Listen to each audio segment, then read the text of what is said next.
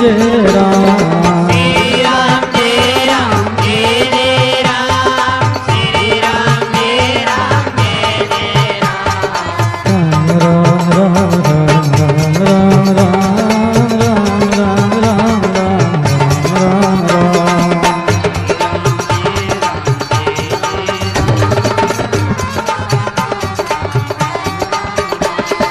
सोवत राम राम राम राम राम जागत राम राम राम राम राम। सोवत राम राम राम राम राम जागत राम राम राम राम राम।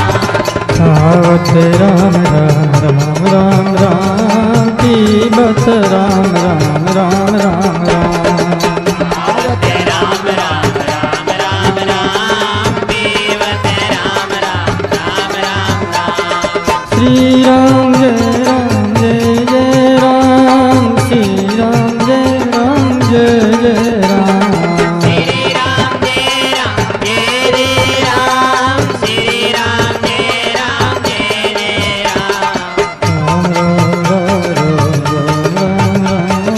राम राम राम राम राम राम। श्री राम जय राम जय जय राम। श्री राम जय राम। श्री राम जय जय राम। श्री राम जय राम जय जय राम। श्री राम जय राम जय जय राम।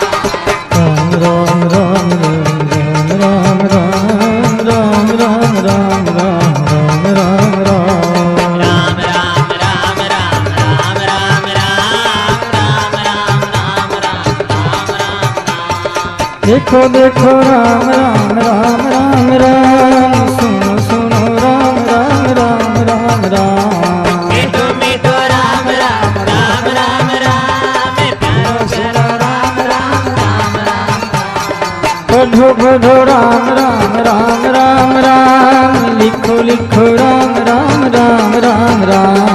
पढ़ो पढ़ो राम राम राम राम राम लिखो लिखो राम राम राम राम। श्री राम जय राम। श्री राम जय राम।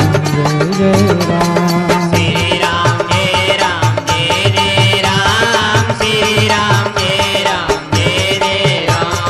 राम राम राम राम राम राम राम राम राम राम राम राम राम राम। राम राम राम राम राम राम राम राम राम राम राम राम। श्री राम जय राम। श्री राम जय राम। श्री राम जय राम जय जय राम। श्री राम जय राम जय जय राम। राम राम राम राम राम राम राम राम राम राम राम राम राम राम। राम राम राम राम राम राम राम राम राम राम राम राम राम। सुख में भी राम राम राम राम राम दुख में भी राम राम राम राम राम। सुख में भी राम राम राम राम राम दुख में भी राम राम राम राम राम। श्री राम जय राम। श्री राम जय राम जय राम। श्री राम जय राम जय जय राम। श्री राम जय राम जय जय राम। राम राम राम राम राम राम राम राम राम राम। श्री राम जय राम राम राम राम राम राम राम राम राम राम। दिन में भी राम राम राम राम राम रात में राम राम राम राम राम। दिन में भी राम राम राम राम राम रात में भी श्री राम जय राम जय राम। श्री जय राम। श्री राम जय राम जय जय राम। श्री राम जय राम जय जय राम। बाहर राम राम राम राम राम भीतर राम राम राम राम राम। माया रे राम राम राम राम राम सर्वे ही राम राम राम राम राम, सब में राम राम राम राम राम। हरे राम राम राम राम राम, सब में राम राम राम राम राम। श्री राम जय राम, श्री राम जय राम जय जय राम। श्री राम जय राम जय जय राम, श्री राम जय राम जय जय राम। राम राम राम राम राम राम राम राम राम राम राम राम राम राम। राम राम राम राम राम राम राम राम राम राम राम राम राम। हे राम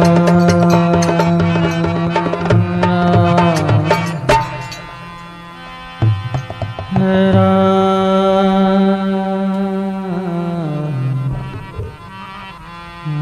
नमो राम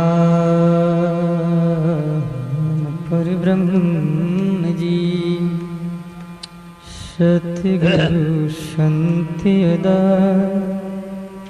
जन दरिया बंदन करे, पल पल मारंबार।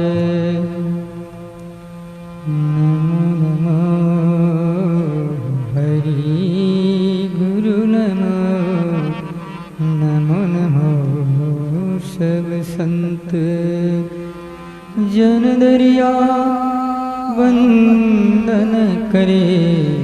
नमो नमो भगवंत। ओ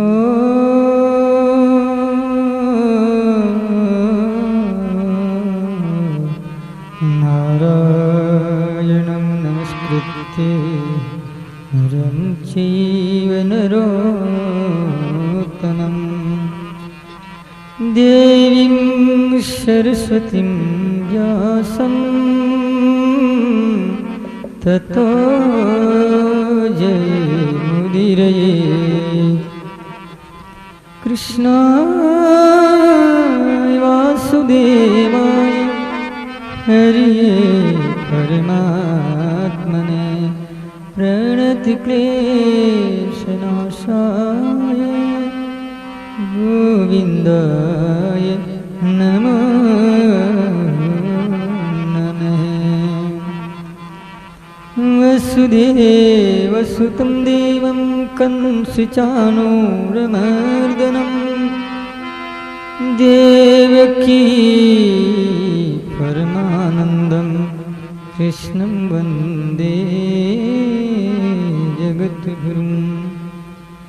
गुरुर्ब्रह्मा गुरुर्विष्णु गुरुर्देवो महेश्वर, गुरु साक्षात् परब्रह्म तस्मै श्री गुरुवे नमः। सतगुरुरन दरियावसे गुरुदेव हमारा, राम राम सुमिरा पतित को पारे उतारा। राम नाम सुमिरन दिया दिया भगति हरि भाव, आट पहर मिश्रो मती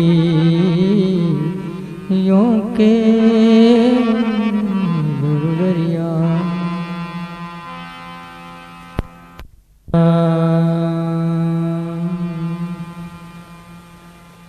आनंद कोटि ब्रह्मांड नायक प्रातपर पूर्ण परमात्मा अखिल भुवनेश्वर पति करुणा वरुणालय दिवोषित विश्वव्यापी राम जी महाराज को प्रणाम करके आचार्य श्री दरिया महाराज एवं अनंत कोटि महापुरुषों को सद्भाव पूर्वक अभिवादन करते हैं। अभिनंदनीय संत महात्माओं एवं सदग्रस्त जिज्ञासु सज्जन वृंद,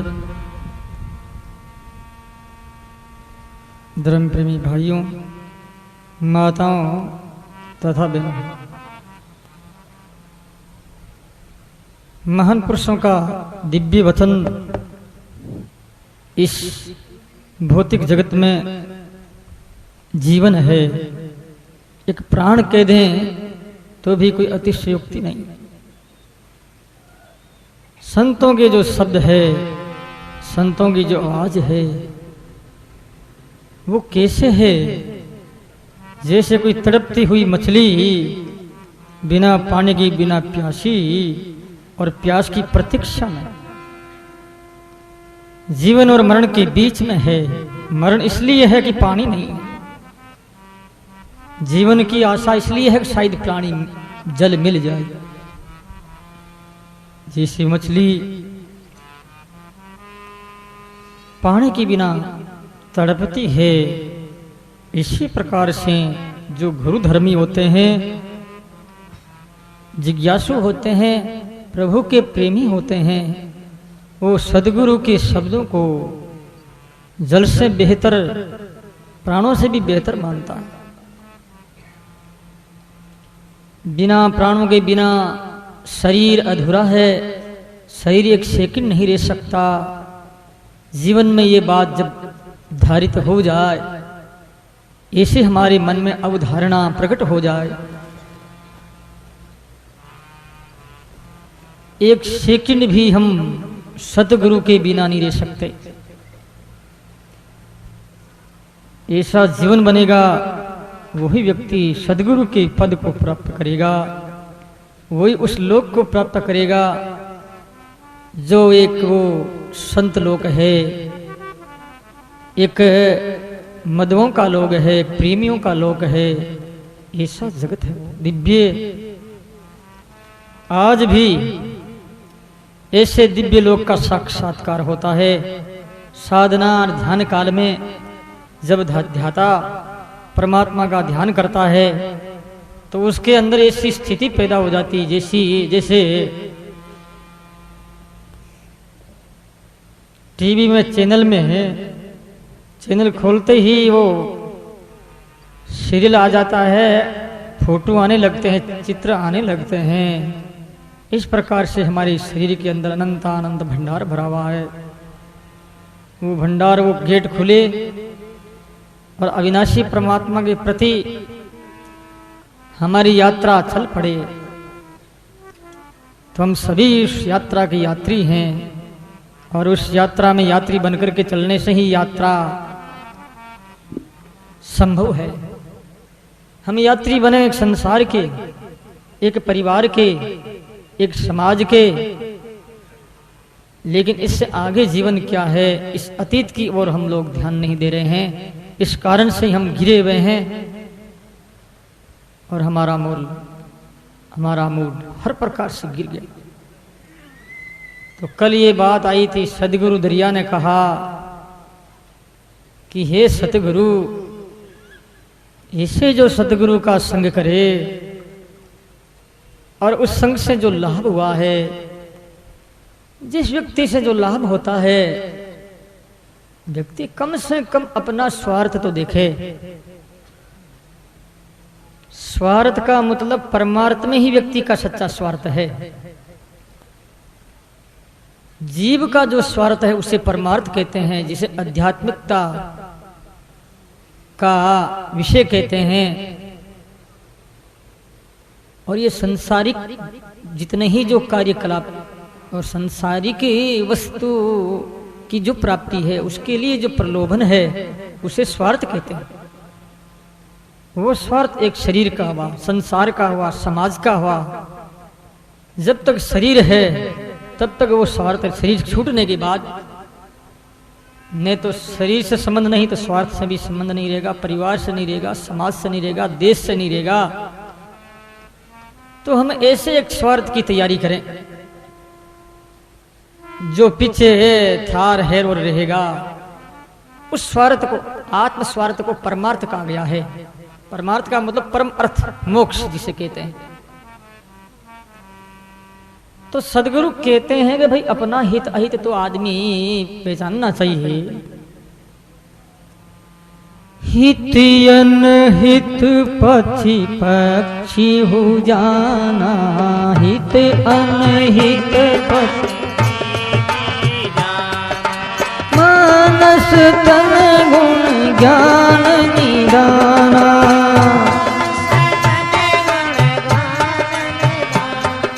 मानस तन गुण ज्ञान निधाना।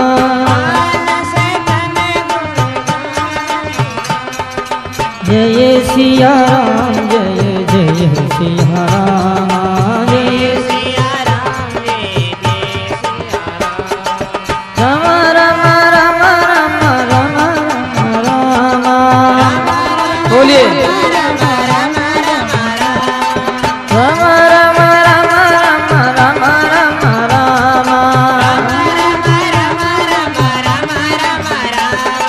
राधे राधे राधे राधे राधे राधे राधे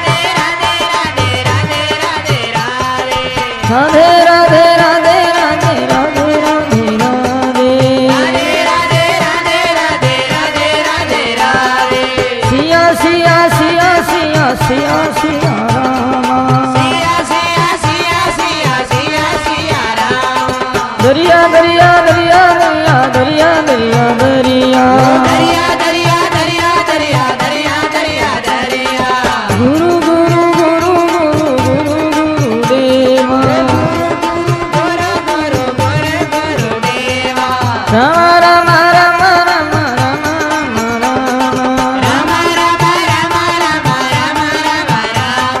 मानव तन धुन जान निधाना। मानव तन गुण ज्ञान निधाना।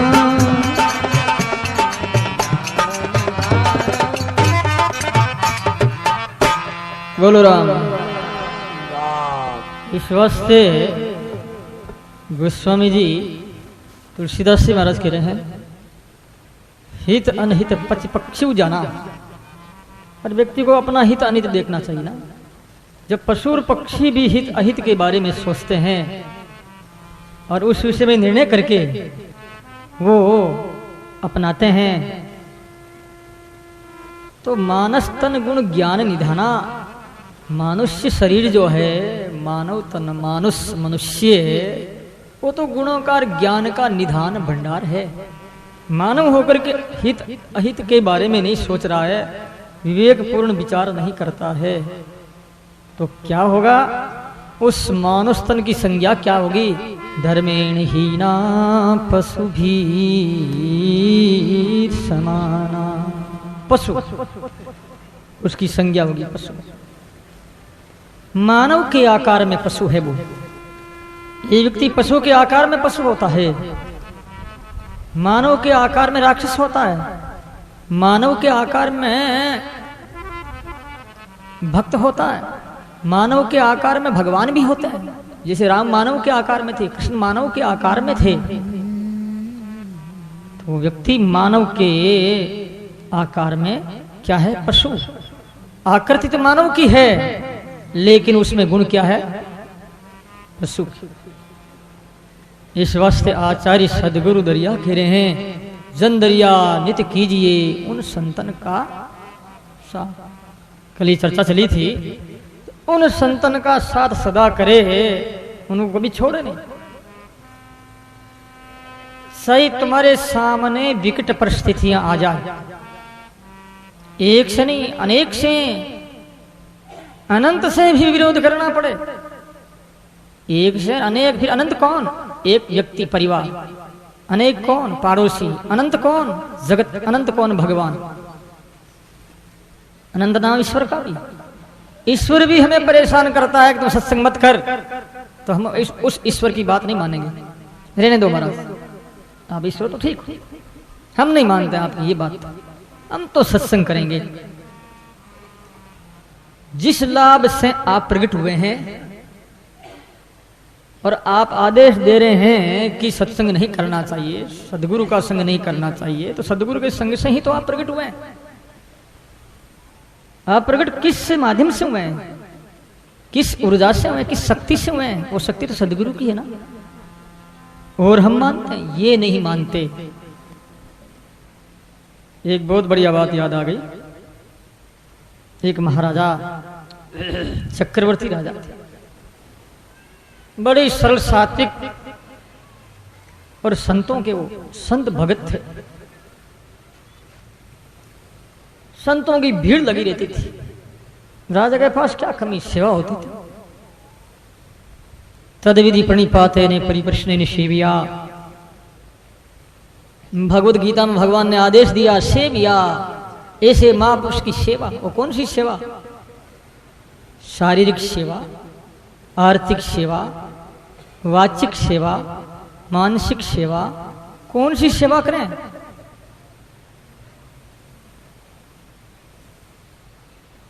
सदगुरु की, रुझान की सेवा। जो गुरुदेव चाहते हैं वो सेवा। वो क्या चाहते हैं? शिष्य का हित। शिष्य अपना हित कर रहा है, अपनी प्रगति के बारे में सोच रहा, साधना में लगा हुआ है, ये सदगुरु की सच्ची सेवा है। अब ये करते कि नहीं करते हैं? नहीं करते। वहां ने कोई पैसे का महत्व है, न शरीर की महिमा है, न समाज का ही कुछ महत्व है। वह महत्व है तुम्हारे जीवन से। तुम अपना जीवन सुधार रहे हो, गुरु की सेवा हो रही है, बड़ी मार्मिक सेवा हो रही है। ये सदगुरु की सेवा। भजन करो, तो नाम जप करो, साधना करो, माला फेरो। श्रोत्रिय ब्रह्मनिष्ठ महापुरुष से प्रेम हो गया राजा का। महापुरुष के प्रति बहुत ज्यादा अट्रैक्शन हो गया, बहुत लगा हुआ। रानी ने कह दिया, रानी इस संत को जब तक मैं नहीं देख लूं, दर्शन नहीं कर लूं, तब तक मुझे कोई अच्छा नहीं लगता। नहीं तो पानी अच्छा लग रहा है, नहीं भोजन अच्छा लगता है, ने घर ने बार, ये राज, ये वैभव, ये दुनियादारी कोई भी काम की। ऐसे मेरे गुरुदेव की प्यारी सूरत है। सूरत लागी आप की गुरसा दूजो नियावेदा। ये सूरत लिखी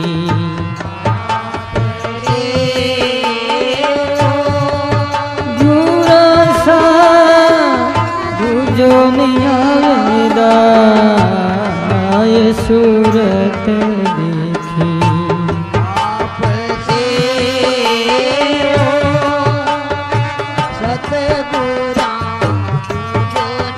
आवेदा।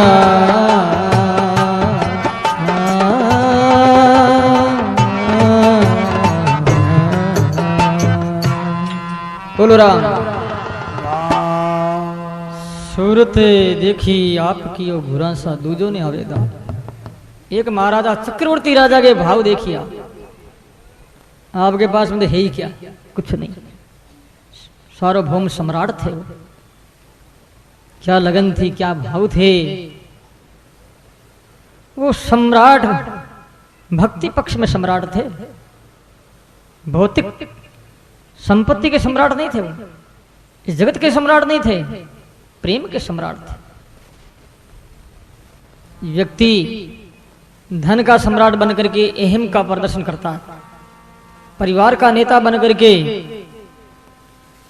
जगत में अहंकार को फैलाता है, जनता का नेता बनकर के अहंकार आ गया। सज्जनों, एक दिन उस राजा ने संत से कहा, गुरुदेव अब आप कहीं जाना नहीं, पधारे नहीं, आप यही बना दिया मकान, हमारा सत्संग करते थे रोज, राजा रानी और गांव के लोग आते थे।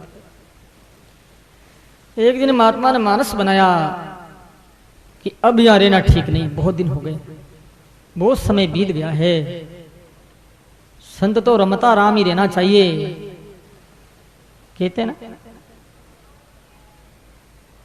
अरे पानी तो बे तो भलो हजूर गंधेलो हो, साधु तो रमता भला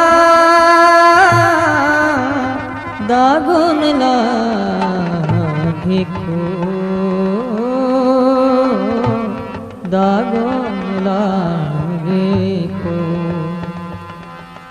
पानी चलता रहता है, साधु रमता रहे। मन में आ गई संत के। राजा को पता लग गया कि अभी महात्मा रहने वाला नहीं। राजा ने बहुत निवेदन किया, प्रार्थना की, बेनती की, लेकिन महाराज ने कहा नहीं राजन, बहुत लोग आगे सत्संग करना है, अपने विचारों को जन जन तक पहुंचाना है, भक्ति के भावों का प्रचार करना है, अब एक जगह नहीं रहता। राजा ने देखा महाराज नहीं रहेंगे, रानी से कह दिया रानी संत नहीं रहेंगे, अब मैं प्राण छोड़ दूंगा, इधर संत जाएंगे उधर मेरा प्राण जाएगा।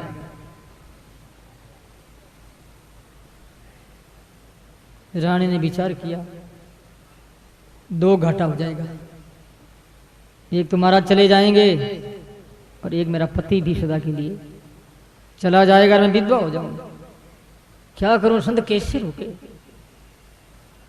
अब पता नहीं रानी को क्या मन में, तो मत करना ऐसा हो। अपने राजकुमार को रानी ने मार दिया, छोटा बच्चा था। रनिवास में सारे अंतपुर में सारी रानियां दासियां रोने लगी, रोने की आवाज आई, बड़ा शोक छा रहा था। राजा भी, महात्मा को पता लगा, करे राम राम, ये सब लोग रो रहे हैं, बहुत खेद की बात है, आज तो नहीं जा सकते।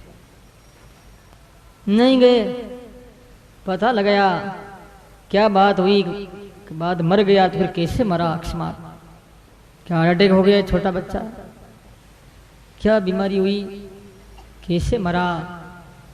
फिर रानी ने बताया, गुरुदेव आप जा रहे थे तो मेरे पति भी जाने वाले थे, तो मैंने उपाय सोचा कि कम से कम आप 1-2 दिन तो रहेंगे। महाराज की मन में आया, कितना भाव है इनका, कीर्तन कराने लगे बच्चे को जीवित करने के लिए।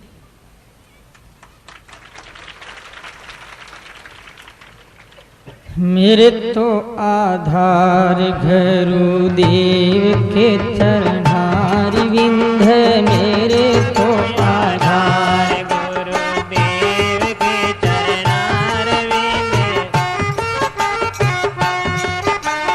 देव के चरणार विंध, मेरे तो आधार सीताराम के चरणार विंध, मेरे बोलिए राम के चरणार विंध, राम के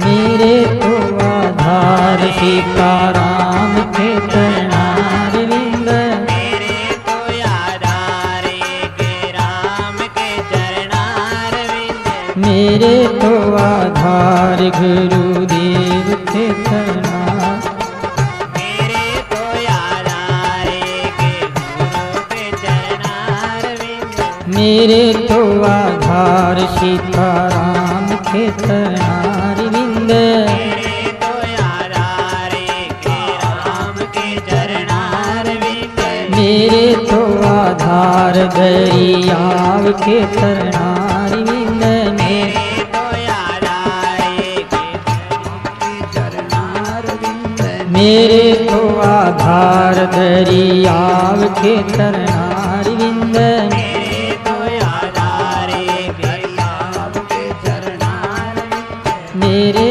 तो आधार गुरुदेव के चरणार विंद, मेरे तो आधार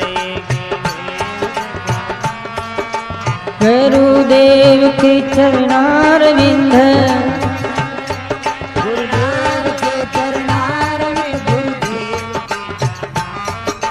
मेरे तो आधार सीताराम के चरणार विंद, मेरे तो आधार सीताराम के चरणार विंद, मेरे तो आधार के राम के चरणार विंध,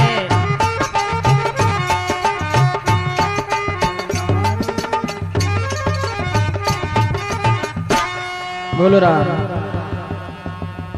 मेरे तो आधार गुरुदेव की चरणार विंद, कीर्तन हो रहा है।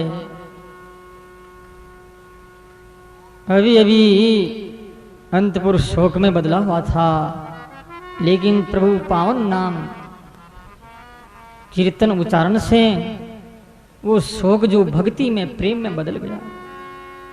भक्ति और प्रेम में जब शोक बदला, उस समय में प्रभु को प्रकट होना पड़ा। बोलो भक्त और भगवान की जय। भगवान प्रकट हो गए। इसे कहते हैं सच्चा शिष्य, सच्चा सतगुरु। जैसा सतगुरु तैसा सिख होई, जैसा सतगुरु तैसा खर से खर बंध्या सब कोई, खर से खर बंध्या सब कोई। जैसा गुरु तैसा सिख होई, जैसा गुरु खर से खर बंध्या सब कोई, खर से खर जैसा सतगुरु तैसा सिख होई।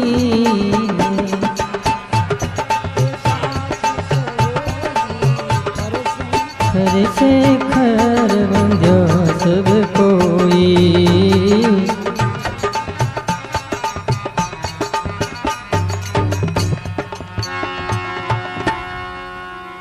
बोलो राम।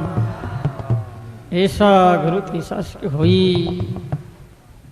प्रभु के चरणामृत गुरुदेव के चरण धोकर बच्चे के ऊपर जब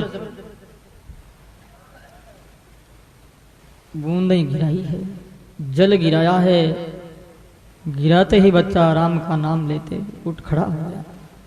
ये जीवन है।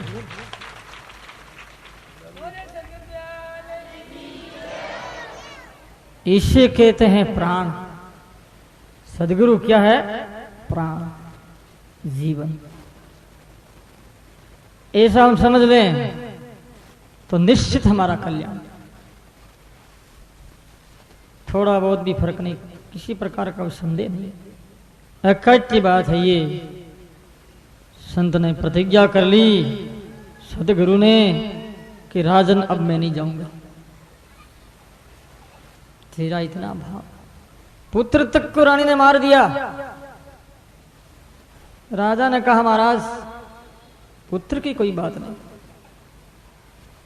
प्रभु मेरा ये स्वभाव बन गया है, मैं क्या करूं, मैं जी नहीं सकता था। रानी ने ऐसा किया, बच्चा जिंदा हो गया। ये सब आपकी कृपा का फल। तो प्यारे भाई और माताओं, नित्य कीजिए रे उन संतन को साथ। ऐसा जो साथ किया जाए सतगुरु का, छोड़े नहीं। तुम्हारे काम भाव है भाई।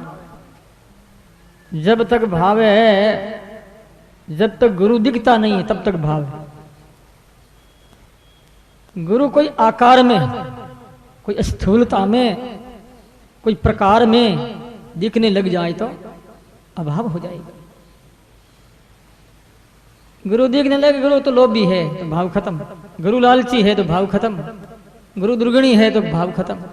अभी गुरु दिख नहीं रहा, क्योंकि श्रद्धा है ना। श्रद्धा एक रोशनी, रोशनी में गुरु का गुरुत्व दिख रहा है। जब रोशनी कम हो जाएगी तो वो गुरुत्व चला जाएगा जो तुम्हारे भाव है गुरुत्व का। और गुरुत्व जाते ही गुरु एक आकार में, एक मानव की आकार में दिखेगा। मानव की आकार में दिखते ही तुम गिर जाओगे। गुरु मानव नहीं, गुरु भगवान है। भगवान से भी बढ़ करके है। इसे साहित्य ही नहीं कहते, भेद कह रहा है। श्रुतियां कहती, स्मृतियां करी है, हमारे ऋषियों के इतिहास काव्य कह रहे हैं। इस वास्ते प्यारे भाई और माताओं, आचार्य श्री कहते हैं नित्य कीजिए रे उन संतन का। अब आगे उदाहरण दिया जा रहा है कि सदगुरु और शिष्य का क्या संबंध है, और वो चिर संबंध और संबंध का क्या परिणाम हो सकता है। और उस संबंध से शिष्य का क्या फायदा हो सकता है? हम फायदा ही देखते हैं। फायदा देखने वाला व्यक्ति स्वार्थी होता है, और स्वार्थी व्यक्ति होता है वह गुरु में फायदा देखना चाहता है, तो फायदा देखते देखते कभी को फायदा भी देखने लगेगा। अब तो मेरा ही तो नहीं, छोड़ दो गुरु को, चलो उस गुरु के पास, छोड़ो उस तीसरे के पास, छोड़ो इसको चौथे के पास, बनाते रहे वो आगे से। ठीक है, गुरु हमारे अनंत है, बहुत गुरु है, लेकिन सदगुरु तो एक है। आध्यात्मिक गुरु जो होता है सदगुरु होता है। सदगुरु किसे कहते हैं? ऐसे सदगुरु की व्याख्या तो बहुत लंबी चौड़ी, जिंदगी भर भी करते रहे तो अंत नहीं है। लेकिन फिर भी जो हमारे माता पिता गुरु है, भाई गुरु है, जिससे हमने सीखा है कला विद्या जो भी, वो हमारे गुरु। आध्यात्मिक जगत में गुरु वो है जो मंत्र और साधना बता करके हमें आध्यात्मिक जीवन की ओर प्रेरित करते हैं, वो हमारे सदगुरु। तो आचार्य श्री आगे कह रहे हैं, संबंध बता रहे हैं, और संबंध से शिष्य को कितना लाभ हो सकता है। बाड़ी माही नागिरी, बाड़ी माही नागिरी, खान देशांतर जाई रे, खान देशांतर जाई रे, जोवे सूखे बेलड़ी, जोवे सूखे बेलड़ी, पान वहाँ बिन साई रे, पान वहाँ बिन साई रे, बाड़ी माही नागरी, बाड़ी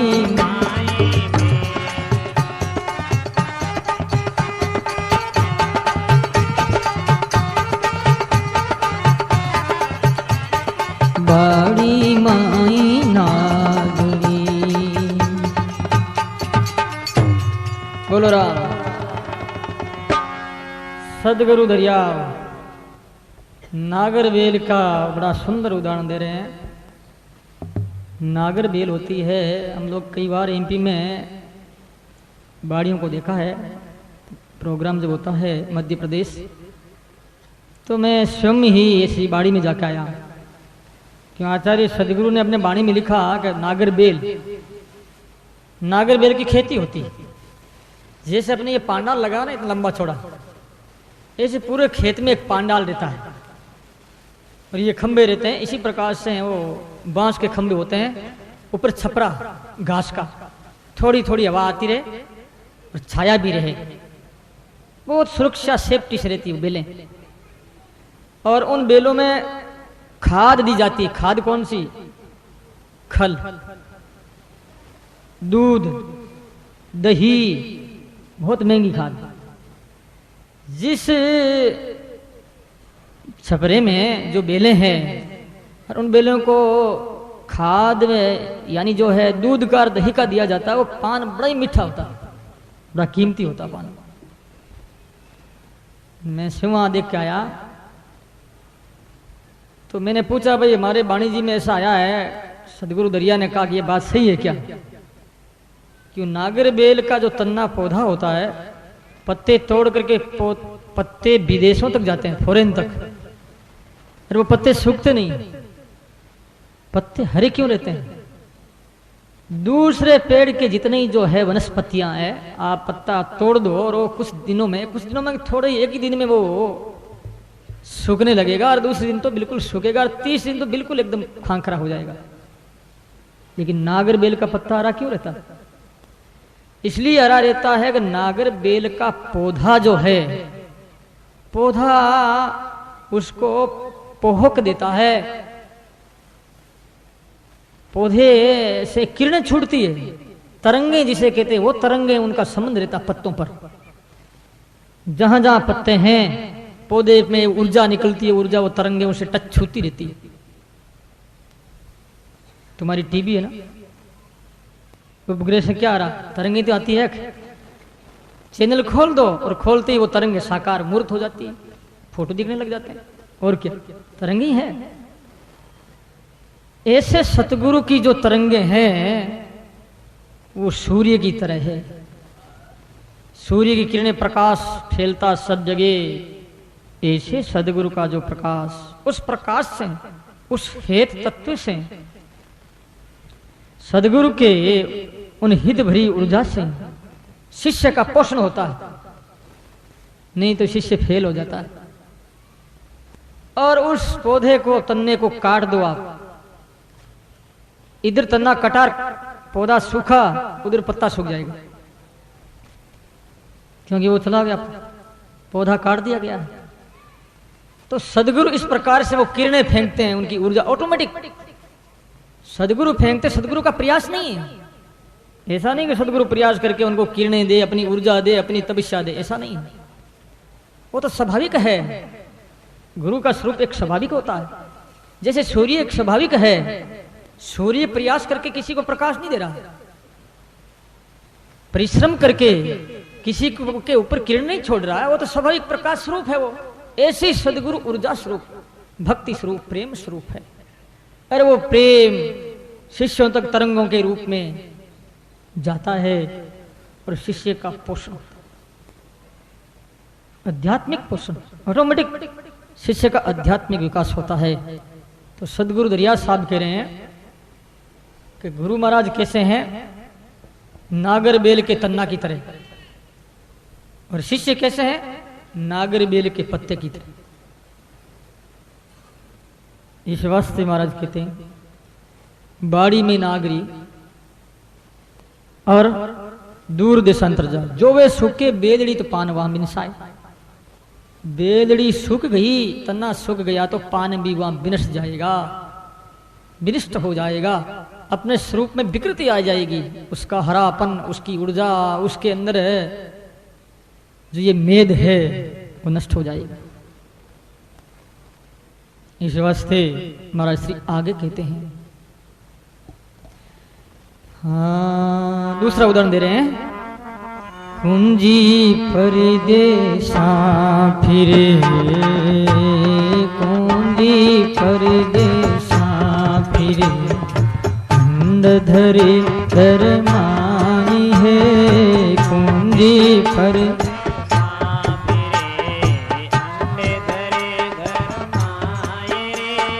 इस दिन राखे हेत में तासों पड़े निखंड है, तासों पड़े, तासों पड़े निखंड है, तासों पड़े कुंजी परदेसा फिरे। बोलो राम। कुंजी कुर्ज, कुंज दूसरा उदाहरण दे रहे आचार्य श्री। कुर्ज जो है वो दूर रहती, परदेश, अंडे समुद्र के किनारे अंडे देकर के, और हजारों किलोमीटर दूर दराज दिशाओं में, आकाश में, खेत खलियानों में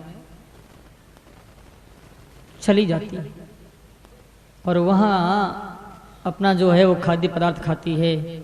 लेकिन उनका मन कहाँ है?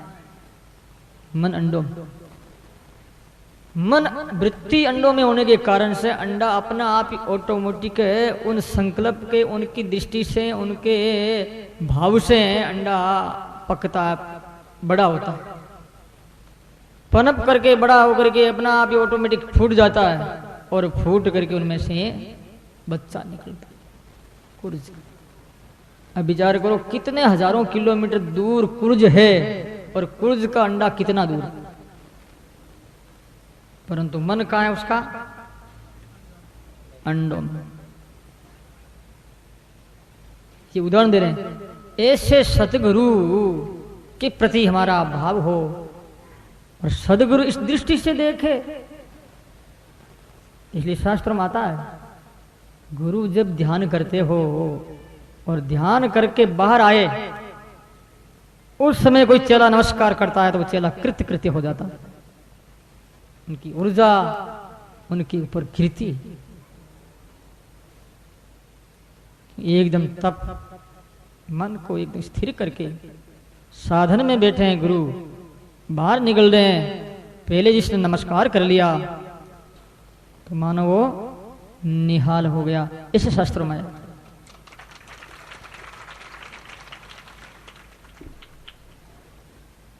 इस वास्ते लोग भिक्षा मांगते हैं संतों की चरणों की ओर। साधुओं को लोग क्यों पूछते हैं? यही तो कारण, कोई स्वार्थ है लोगों को। साधु ने कौन पूछे? इस वजह से दुनिया बिना स्वार्थ, बिना एक सेकंड ही इधर उधर नहीं होती। दुनिया देखती है क्या है, क्या फायदा होता है किससे, वहीं जाइए। तो महाराज श्री कहते हैं जैसे कुरुजी का हेत है, इसी प्रकार से एक उदाहरण और दे रहे हैं। अनड़ बसे आकाश में, नीची सूरत निवासी है,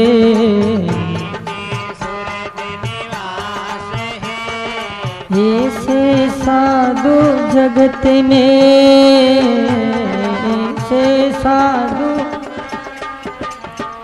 सूरत शिखर पिव पास है, सूरत शिखर पिव, सूरत शिखर पिव पास है, अनड़ बसे आकाश में। बोलो राम। अनहल पक्षी होता है, शायद कई लोगों ने तो अनहल पक्षी का नाम भी नहीं सुना होगा। कोई भौगोलिक ज्ञाता है तो शायद उनको पता हो सकता। अनहल पक्षी रहता आकाश, बहुत मोटा पार्ट जैसा बड़ा काय शरीर उसका, और जो अंडा देता है वो अंडा नीचे जाता है और सुरत रखता इंडे में। इंडा मार्ग में फूटता, फूट करके उनका बच्चा निकलता और कजली बन के ऊपर पड़ता वो बच्चा, पड़ करके 4 पैरों में से एक मुख, 5 सूंड, 6 और एक पूंछ, 7 हाथी को एक ही साथ में पकड़ कर आकाश में चला जाता। 7 हाथी को। बच्चा कितना बड़ा होगा? तुम लोग कहोगे महाराज तो गप्पन ठोकते हैं तब। कोई बात है? राम राम राम। बच्चा बेचारा जन्म लिया है और 7 हाथी को एक साथ में ले जाए। बच्चा है तो वो बच्चा कितना बड़ा? हाथी का बच्चा नहीं देखा? अरे एक बंदर का बच्चा देखो, फर्क नहीं क्या? हाथी का शरीर बहुत मोटा, एक चिड़िया का बच्चा देखो छोटा है कि नहीं? जितना आदमी का ज्यादा शरीर बड़ा होगा उतना बच्चा भी तो बड़ा होगा, बच्चा शक्तिशाली भी होगा। तो ये अनहल तो भाई हाथी के आकार का होता है, लेकिन होता है बहुत बड़ा मोटा। तो मोटी रात का मोटा ही तड़का है भाई, कहो थे ना। ए वास्ते वो बड़ा, उसकी महाबड़ी तो वो बड़ा कैसे नहीं होगा। तो ये उदाहरण क्यों दिया जा रहा है कि अनहल पक्षी अपने बच्चे के अंडे के प्रति वृत्ति लगाया हुआ है, ऊपर आकाश में वो खड़ा है। उस वृत्ति से वो अंडा नीचे गिरते गिरते फूट जाता है और फूट करके बच्चे के रूप में, आकार के रूप में परिवर्तित होकर के एक कजली बन में पड़ करके हाथियों को पकड़ करके भी ले जाता है।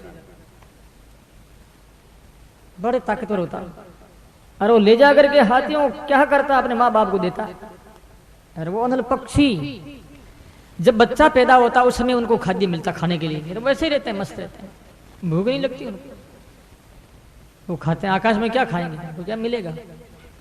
उनकी संतान होती है, फिर वो पृथ्वी पर गिरती है और वो हाथियों को ले जाती है और उनको देती है, फिर वो खाते हैं। तो प्यारे भाई माताओं, ऐसे जो सुरती रखे सतगुरु में, राम में, तो ही जीवन पवित्र हो सकता है। ये भजन, ये साधना की शैली है, ये साधना की रीति, ये साधना का स्वभाव है। ऐसी हमारी साधना। हम सत्संग करने बैठे हैं ना, तो भी एक सत्संगी भगवान का बन करके बैठो। संसार के तुम बहुत रूपों में, अनंत भावों में बैठे हो, तुम अनंत जाति में बैठे।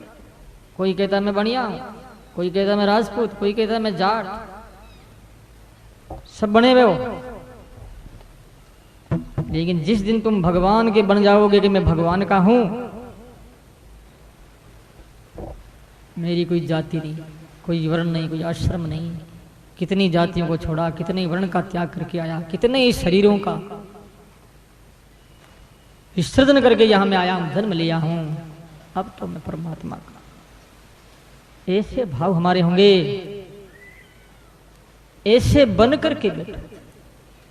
सत्संग भी सुनते तो इस प्रकार से, सत्संग सुनते सुनते हमारे जीवन में विकास क्यों नहीं होता? इसलिए नहीं होता, इसलिए संतों ने कहा है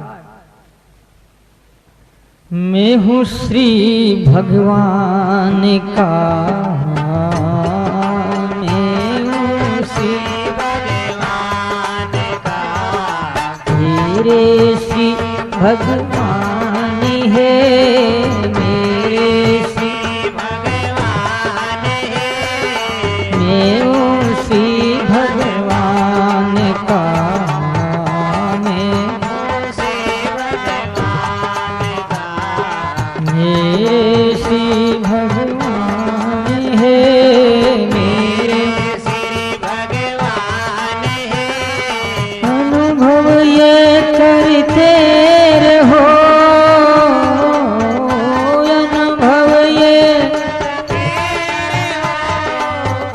तज ममता अभिमान है, तज ममता मान है, तज ममता। मैं हूँ श्री भगवान का। बोलो राम। इस भाव से भावित हो जाओ, इस भाव को मूर्त बनाओ, इस भाव को साकार बनाओ। अभी ये शब्द रूप में है, हम आवाज देते हैं ना, मैं श्री भगवान का और मेरी श्री भगवान, एक शब्द हुआ, सुन रहे हो तो ये भी शब्द रूप में है। उस शब्द का, इस शब्द का जब तुम घर जाते हुए विचार करेंगे और बार बार विचार करेंगे तो घर में क्या होगा? फिर ये शब्द भाव रूप में आ जाएगा। जब ये शब्द भाव रूप में आएगा, उसके बाद में जब तुम साधना करोगे तो ये शब्द क्या हो जाएगा? मूर्त रूप में परिवर्तित, स्वयं भगवत्ता के रूप में बदल जाएगा। अभी शब्द रूप में है। सारी दुनिया कह रही मैं भगवान कर, भगवान मेरे, मैं भगवान कर। मन में तो मैं तो हूं रिपिया रो और मैं तो लुगाई रोटा बना, है कि नहीं? देख लो, शब्द सिर्फ रह गए हैं, भाव नहीं रहे, भावता नहीं रही। भाव और भावता नहीं रही तो भगवत्ता कहां से आएगी? भाव और भावता से तो भगवत्ता सिद्ध होगी, और उसके लिए हम सत्संग करते हैं। इस वास्ते प्यारे भाई और माताओं, ये रहस्य हमारे जीवन में बना रहेगा। इस रहस्य को हम समझ नहीं पाएंगे, ये तो कोई ईश्वर की कृपा